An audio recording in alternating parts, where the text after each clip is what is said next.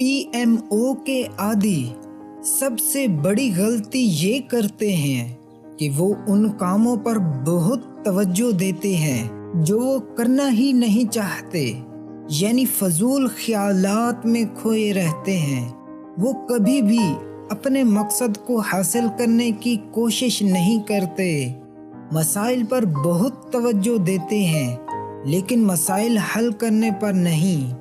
अपनी तवानाई को माजी की गलतियों को सुधारने के बजाय फजूल ख्वाहिशात पर ज़ाया करते हैं।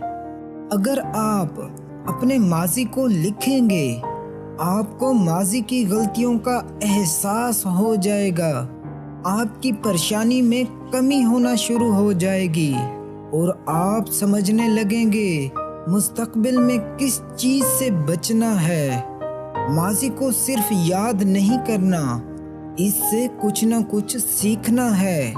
ये सोचना छोड़ दें आप कमज़ोर हैं, आप परेशान हैं, आप कुछ नहीं कर सकते।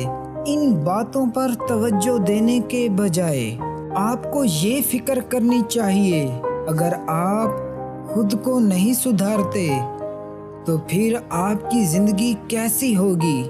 अपनी तकलीफ़ों में छुपे सुकून को तलाश करना होगा। कामयाब होने का यही वाहिद रास्ता है। अपने दिमाग को इस्तेमाल करने का एक अच्छा तरीका ये है, अच्छी आदत अपनाएं, अल्लाह और उसके रसूल से ताल्लुक़ मज़बूत बनाएं।